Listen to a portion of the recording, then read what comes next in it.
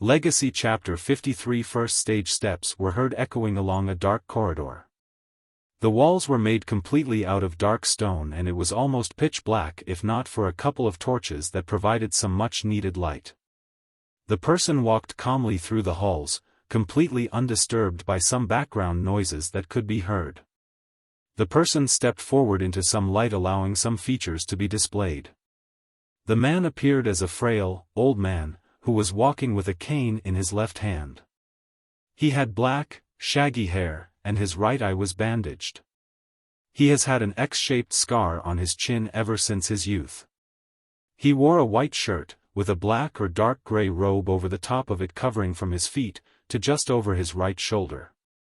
The robe conceals his right arm, which was bandaged, and covered with 3 big golden braces. The man kept walking forward until he reached what resembled a reception desk. It seemed somewhat strange to find a reception desk in what clearly resembled catacombs, but he didn't seem surprised. "Danzo-sama, what can I do for you?" the man behind the desk asked, bowing to the elder. "I wish to speak with one of the inmates," Danzo simply said in a monotone voice. "Of course." "Which one?" the receptionist asked, and Danzo approached him, whispering the inmate's name. "I'm afraid that he's under special circumstances. Hokage-sama has forbidden any visitor," the receptionist explained weakly. "I trust that won't be a problem, right?" Danzo asked, his voice betraying none of his displeasure. Although his voice was calm, it was far enough to scare the poor receptionist to death. "Of course not." "Right this way," the receptionist said, gulping and leading Danzo towards the right cell. "Here we are," the man said, and Danzo stepped forward, peering into the cell. "Leave us," Danzo ordered, and the receptionist quickly obeyed, proceeding to bolt from there. Danzo shifted his attention back to the man inside the cell. The man was clad in simple gray jumpsuit. The particular thing about this man was that he was missing his right arm. "What pitiful state you're in, Hayashi," Danzo said, and the man inside the cell opened his eyes to reveal the Byakugan. "Come to gloat, Danzo?" Hayashi asked weakly. He was a broken man, everything he ever fought for had been stolen from his hands. "Hardly," Danzo replied before taking a good look at him. Hayashi was huddled in the corner, concealed by the shadows. "I've come with an offer," Danzo explained. "Really?" Hayashi asked suspiciously. "And what could you possibly offer me?" Hayashi asked, somewhat amused by the man's attempts. "You should be more grateful. Tsunade wanted to ship you away to the blood prison," Danzo said, and shiver ran down Hayashi's spine.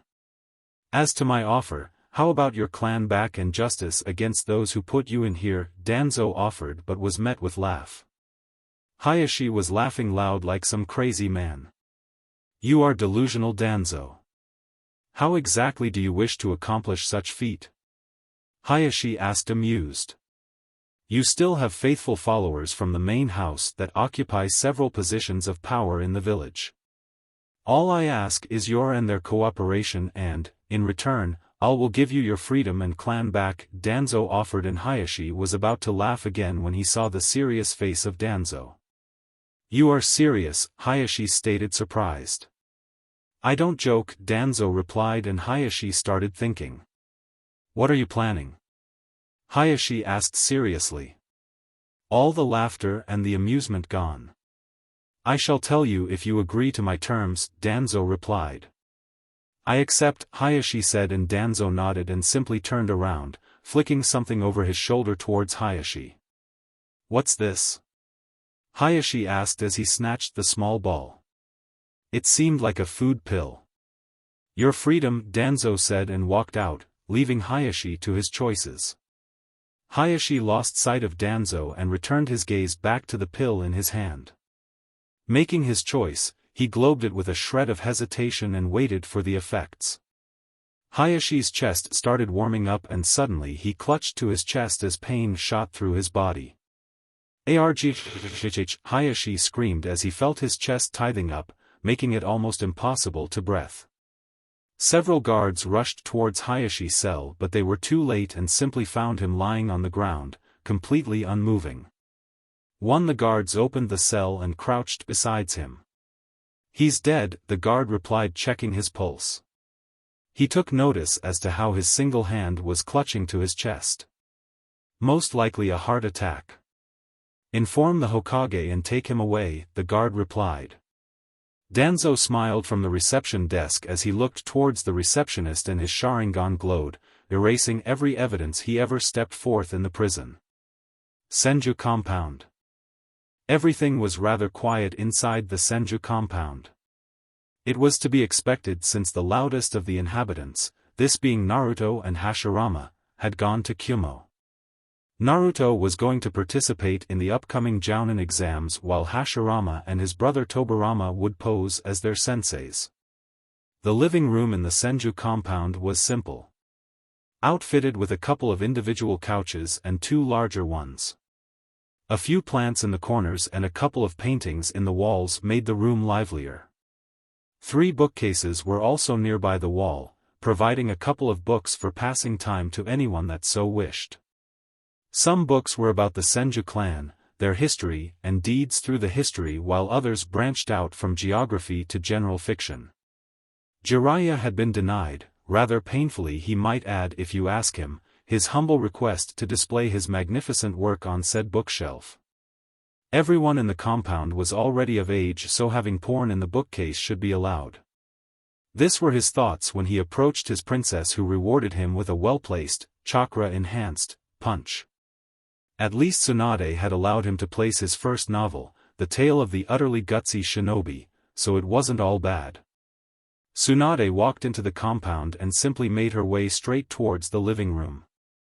Her only thoughts were of plopping down on one of those soft couches and maybe take a nap, or something. It had been a frustrating day to say the least, and this time it wasn't paperwork that plagued her dreams. No, this time was the damn council meetings. At least she had the decency to not send a shadow clone in her stead.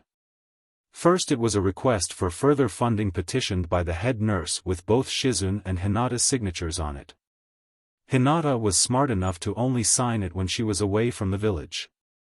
Shizune, however, wasn't so lucky and was on the receiving edge of a tired and pissed Senju. Next problem were those damned civilians always complaining about their rights. Tsunade shook her head, pushing away stressing thoughts as she entered the living room and was greeted with an interesting sight. She looked over to the couch where now was calmly sitting with Itachi's head on her lap. She was running her hands through his hair while Itachi had eyes his closed, enjoying the moment. My, Tsunade said with clear amusement, making both of them jump at the sound of her voice. They were so entranced with each other that they didn't sense her entering the room. Who would have thought that now would be the one to tame the great Itachi Uchiha, Tsunade said, chuckling. You are one to talk, now snorted.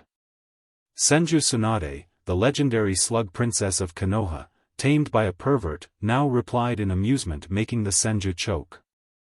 You have something to say? Tsunade roared, making now jump from her couch and stare at Tsunade. Yes I do, old hag, now replied smirking, sparks flying across their eyes. I was having such a good dream, Itachi thought to himself as she sat upright and watched Nao and Tsunade bicker until he decided that it was enough. Nao enough, Itachi's voice echoed through the room with enough authority to make both women flinch. Oh, Nao cooed with stars in her eyes as she rushed Itachi. I love it when you take charge, Nao said, hugging Itachi while Tsunade gaped like a fish out of water. I don't even want to know, Tsunade thought as she looked over to both Uchihas and then to another couch.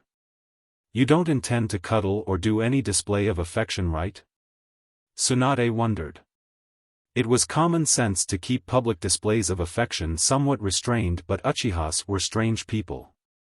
You are safe, Hokage-sama, Itachi said while Nao pouted but remained by his side. You don't have to call me that in here, Itachi. Besides, officially you are still a missing shinobi, Tsunade explained, sighing in comfort as she plopped down in one of the soft couches. Respect is due where respect is due, Itachi simply replied in his traditional monotone voice. By the way, Tsunade started, what do you both intend to do now? Tsunade asked, curious. Honestly, I have no idea. I planned from the beginning to die at Sasuke's hands. I didn't count on living much longer than that because of my illness, Itachi said, and felt now grip his arm tighter. She didn't even want to consider losing Itachi. I have a proposition for both of you, Tsunade said, smiling. Proposition? Now asked, confused. Yes, what is your favorite color? Tsunade asked, smirking, while both Uchihas just stared at her like she was crazy. Kyumo. Saying that Naruto was excited was an understatement. The man was downright thrilled. He had enough adrenaline pumping through his veins to kill a normal person. The reason for all this excitement? Dozens of competitors stood in his front. Naruto had counted at least 20 different forehead protectors, some from villages he had never even heard of. It was interesting to say the least.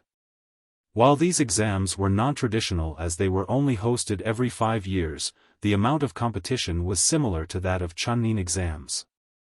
Jounin did get access to higher-paying missions, so maybe that was the reason. Maybe it was the honor and fame of being Jounin, the elite of the village. On the other hand, Jounin missions were far more difficult and risky. Hinata was amused at Naruto's expression. Any more and he would be practically bouncing like some 5-year-old kid on a sugar rush. She was surprised when she saw the amount of competition. Tsunade did say this was a big event, even bigger than the Chunin exams, but Hinata had underestimated it. Her Byakugan flared as she did a quick checkup of the competition. Only after a quick glance she could accurately guess just whose would most likely pass the earlier stages of the exams. Judging by chakra levels alone, everyone seemed normal, with a few having bigger reserves, bearing high Jounin level. Although she and Naruto easily dwarfed anyone in there. She had big reserves, but Naruto's amount was insane. He was almost blinding to look at with her Byakugan focused on him. I don't see what the excitement is all about, Kurama said from within his mind. I sense no one of worth in here. It's not just about fighting powerful opponents, Kurama, Naruto explained. Think about the jutsus we will see, the different taijutsu styles and weapons, and maybe some bloodlines, Naruto replied giddy while Kurama just sweat dropped. It's starting, Hinata whispered, and Naruto quieted down almost immediately. His attention was drawn to the man walking into the stage. He was a fairly tall, dark-skinned man with a slightly bulbous nose, shaggy, white hair which covers his left eye. He wore a high-collared, sleeveless uniform with loose-fitting pants, bandages on his wrists, and the one strap over one shoulder flak jacket of a Kumogakure shinobi. He supported a bored look that reminded Naruto of Kakashi. I've seen him somewhere, Naruto muttered to himself. He was the Raikage bodyguard during our Chunin exams, Hinata said. I remember him now. I wonder how everyone else is doing around here, Naruto said out loud, but was shushed by Hinata as Darui was about to speak. My name is Darui and I'm in charge of the Jounin exams. I will be explaining how the exams will work, so pay attention as I will only say this once, Darui said, and everyone quieted down. Much like the Chunin exams, these exams will be divided into 3 sections. In the first stage we will be an evaluation of personal and team skills in different areas. The second stage will an objective-driven race with competitive action between the teams. The third and final stage will be a tournament much like the Chunin exams. Any questions? What are the promotion specifications? Some shinobi yelled from the crowd. Only participants that reach the third stage are eligible for promotion, Darui explained. Any more questions? Darui asked but was met with silence. Very well, proceed to the barracks for testing and good luck to all of you, Darui ordered and watched as the crowd quickly dissipated into empty grounds. At the barracks, Naruto's team arrived at the testing grounds where the first stage was taking place. He could feel chakra being unleashed in waves and sound of metal clashing. He figured it was some kind of physical tests. What a drag. This was the random thought of the person standing behind the counter at the barracks. She seemed to be scribbling something in some piece of paper and had an obvious bored look. They put me, a jounin, doing this, the red-haired thought to herself and sighed when she felt another team approach. State origin, team number and members, the red-haired female asked, not even bothering to raise her head to see the contestants. Konoha, team number 24, members, Senju Hinata, Senju Naruto and Sai, Hinata said, and the red-haired female instantly rose her head to see Hinata's long dark blue hair and her white eyes. Hinata, the red-haired female said, surprised to see her. Karui? Hinata asked in surprise. Haven't seen since the Chunin exams, Hinata said, and Karui nodded. And you brought Naruto as well, Karui said, greeting the blonde who waved. So, how's life around here? Hinata asked while Naruto sat on the ground knowing very well where this was going. Sai looked at him with a puzzled expression. You'll see, Naruto muttered and pointed towards Hinata and Karui who were already deep into their conversation. They were talking like they were old friends. Sorry about Yujito-chan though, Hinata said, and Karui gritted her teeth. Those zombie bastards will taste the tip of my blade, Karui snarled, and Naruto rose an eyebrow. If you are talking about Kakuzu and Haiden then it's too late, I've already reduced them to ash, Naruto said, and Karui was surprised to hear that they have both been killed. You killed them? Karui was skeptical but Naruto nodded nonetheless. She wanted to be the one to exact revenge and justice on them but Naruto had gotten to them first. In the end it didn't matter, they got what they deserved. Serves them right for taking Yujito-chan, thank you, Karui thanked Naruto, knowing that Yujito had been avenged.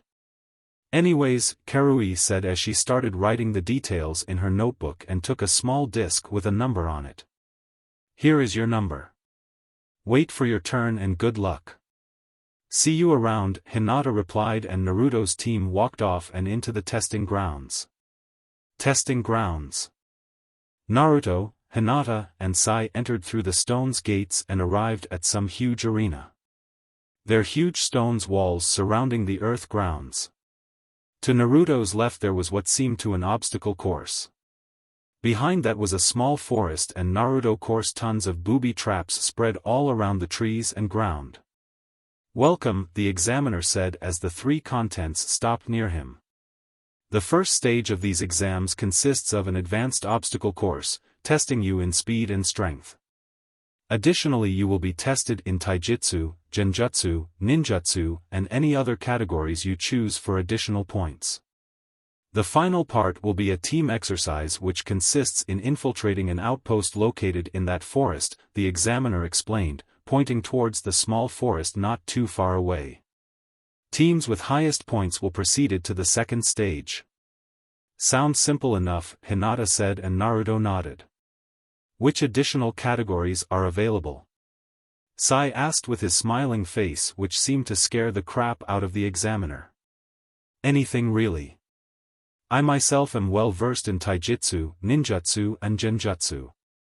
Any other categories will be tested by my comrades, the examiner explained, and Sai nodded. Senju Naruto, the examiner called, and Naruto stepped forward. Your objective is to go through the obstacle course, collect a small flag at the end and return as fast as you can. Jutsus and/or chakra enhancement are strictly forbidden. A censor is monitoring these evaluations and any infraction means instant failure of the exams. Understood, the examiner warned, and Naruto nodded. When you're ready, the examiner said, and Naruto stepped into the line. He did a quick overlook of the obstacle course and seemed pretty straightforward. Naruto bent slightly forward, bending his knees and waiting for the examiner's signal. He shifted his attention to some blonde-haired shinobi on the right side with his eyes closed and making ram seal.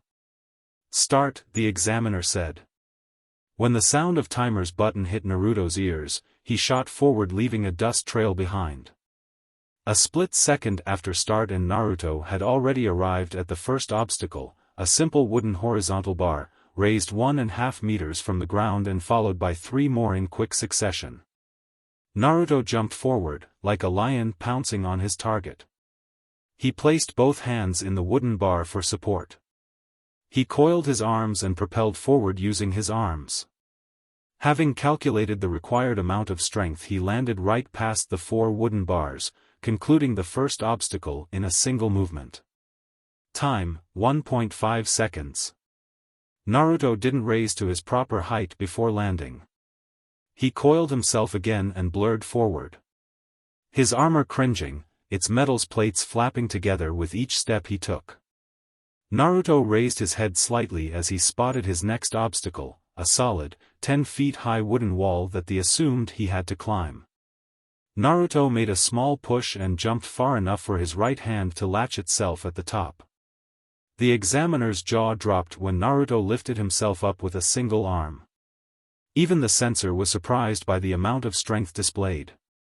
Raising himself completely from the air, with a single arm and without proper grip, was nothing too easy to accomplish. Naruto grinned as he landed on the other side of the wall and proceeded. Time, 3 seconds. Naruto arrived at some vertical ladders, but these were made of rope instead of solid wood. Not thinking much about it, Naruto jumped as high as he could and latched himself into the ropes, proceeding to climb up without any difficulties. His coordination was perfect. Time, 6 seconds. As Naruto arrived at the top, he spotted long, circular wooden beams, almost as large as tree trunks, leading down into the ground level. Naruto carefully analyzed the round and slippery surface, and any slip-up would mean falling hard into the ground. Having this in his mind, he quickly ran down and arrived at the final obstacle. The final obstacle was nothing but a single rope that Naruto had to climb vertically. Naruto jumped into the rope and began to easily climb it up. He was certainly strong enough to lift his own body weight with a single hand.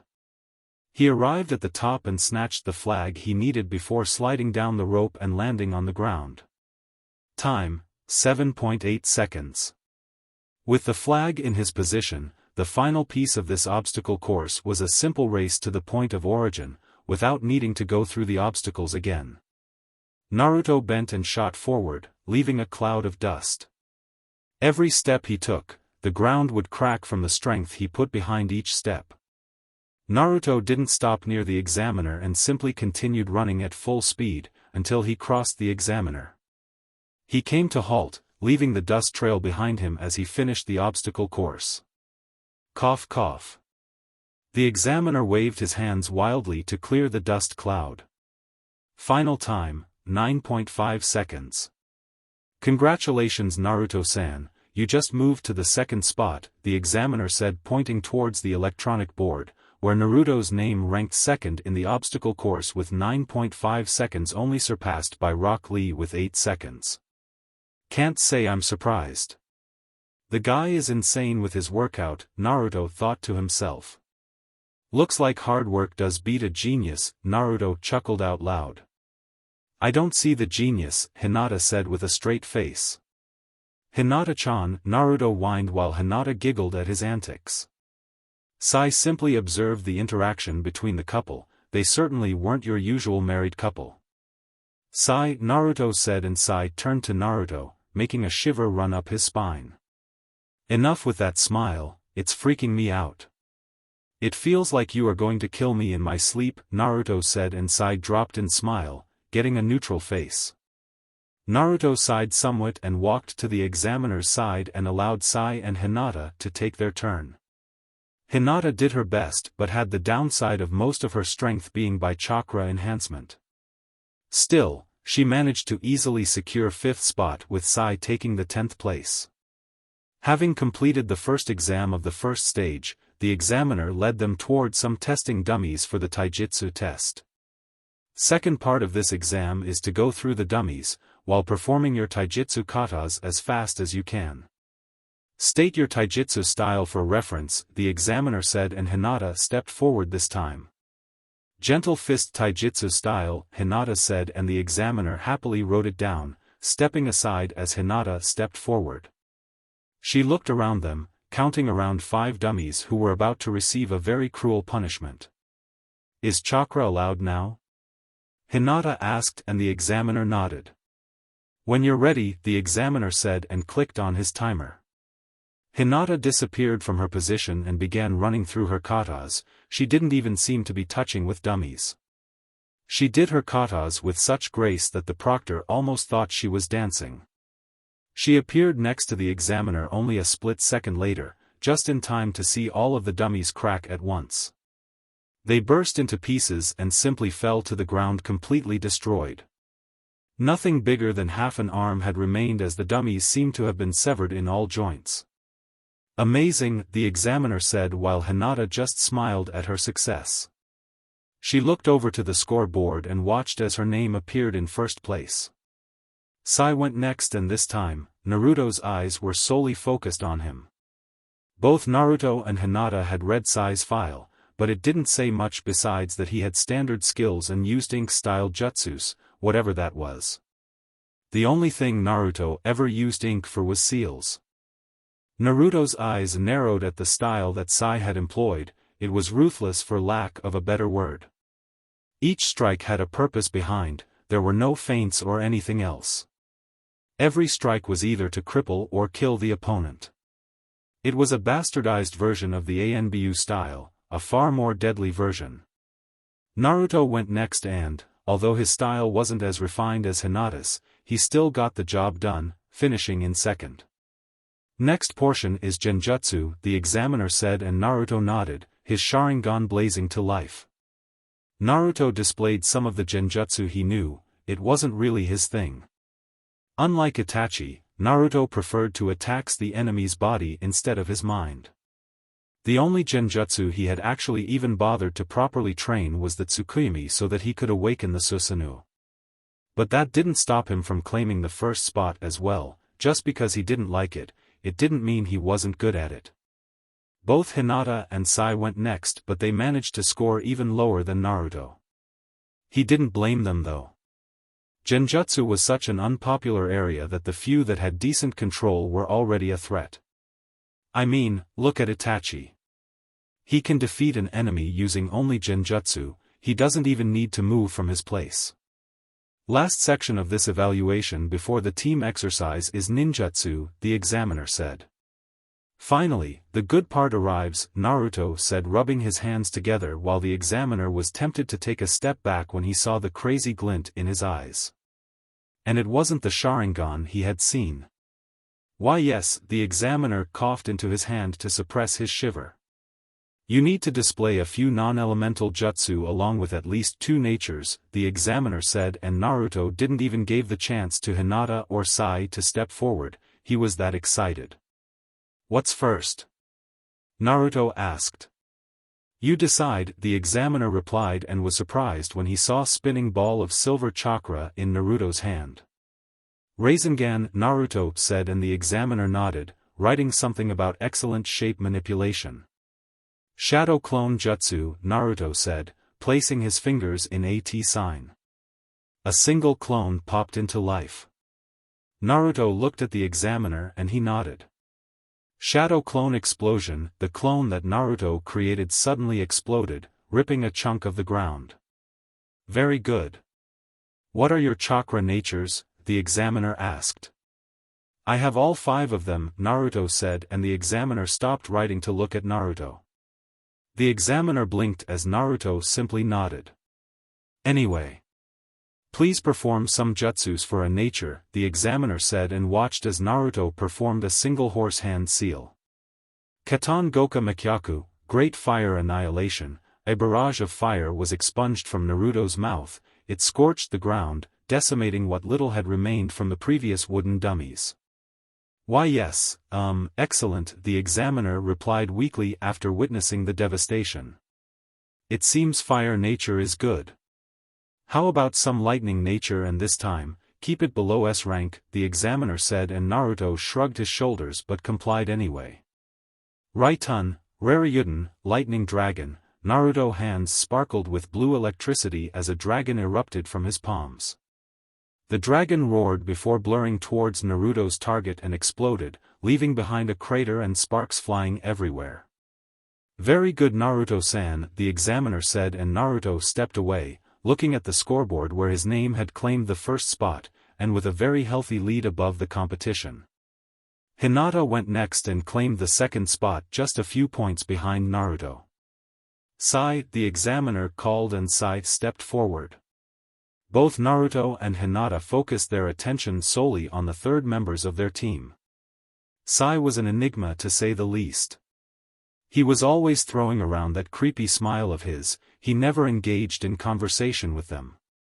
Sai just sat there, watching them unrelentingly like some statue. Root shinobi were supposed to the ultimate soldiers. Trained from birth in the way of the shinobi, reduced to heaps of sweat with their training methods, hardened with blood and pain. They felt no fear, no regret, and no remorse. They were but tools to serve their master in his endeavors. They were prepared to lay down their lives for their master with hesitation whatsoever. Naruto was broken from his thoughts when he heard the proctor ask Sai to display his ninjutsu. Naruto raised an eyebrow as Sai sat on the ground and took a simple scroll, a brush and a bottle of what Naruto figured to be ink. Sai slowly dipped his brush in the black ink and, in the blink of an eye, he had painted a lion on the scroll. Choju Giga, Super Beast Scroll. Sai made a single-hand seal and the drowned tiger on the scroll rose to life, jumping from it and landing on the ground. The tiger snarled at the proctor who fell on his butt when he saw the painting come to life. He may be a shinobi but not even he expected that. Good, the examiner said as he rose to his feet. He searched for the tiger and found him eating the wooden dummies who were mangled by the tiger's vicious jaws. Sumi Bunshin no Jutsu, ink clone, Sai said, and the tiger dispelled into a puddle of ink on the ground. The ink suddenly started moving, clustering together into a large pool. The ink pool started raising from the ground and taking the shape of Sai. Interesting, the proctor murmured to himself as he scribbled down on his board. So that's his ink jutsu. Both Hinata and Naruto thought at Sai's performance.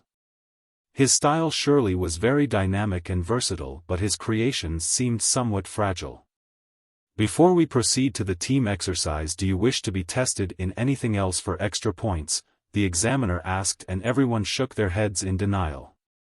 Well, actually I do have another category I would like to be evaluated, Naruto suddenly said, stopping the protector in his tracks.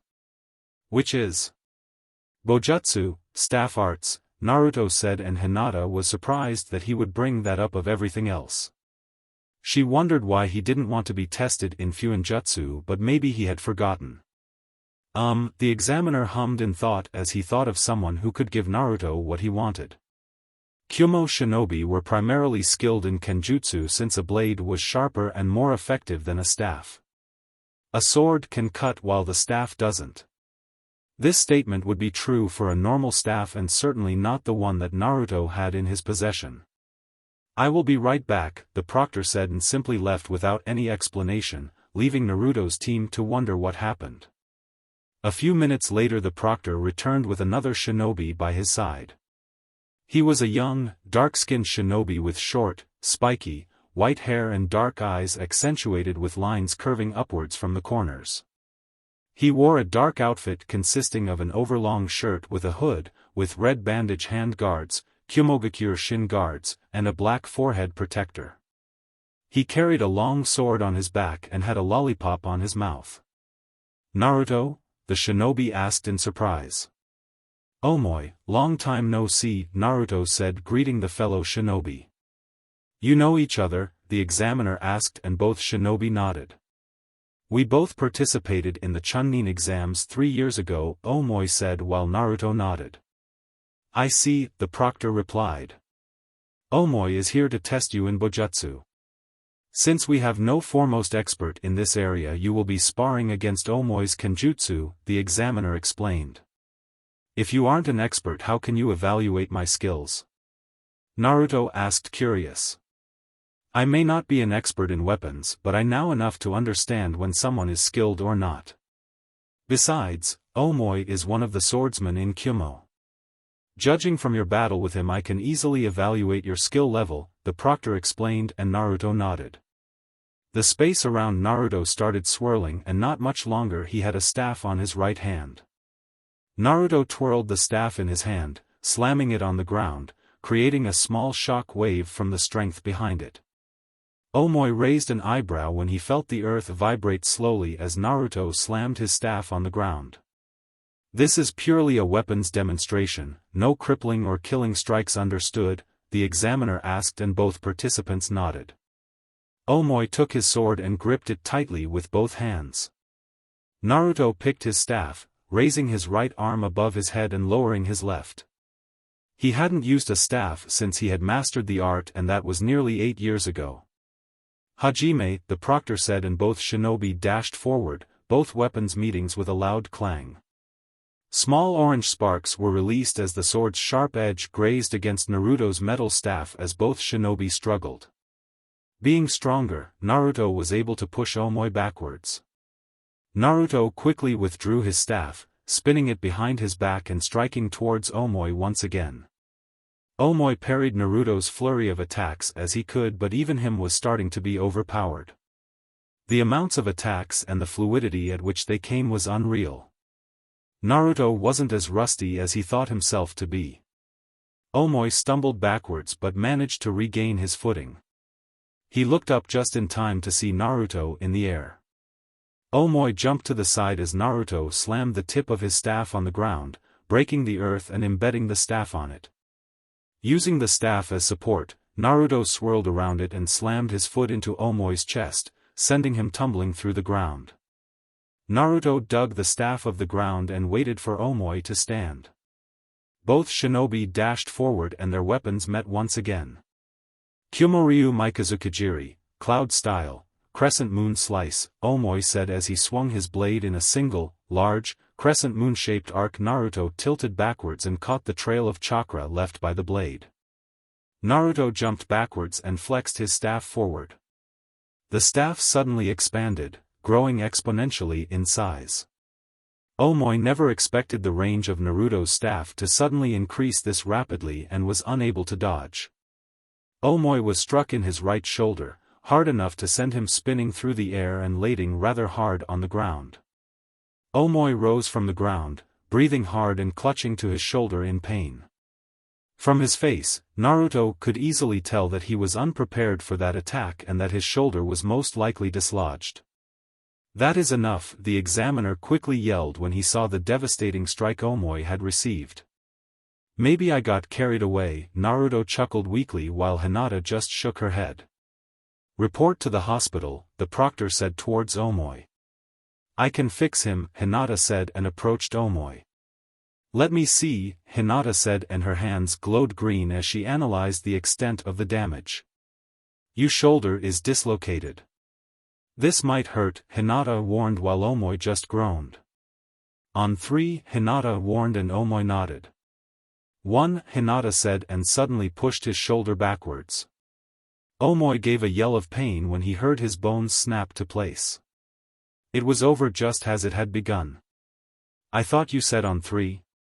Omoy gritted his teeth but sighed in relief as Hinata's hands glowed green once more and his pain diminished. "Expecting pain only increases it," Hinata simply replied, smiling sweetly.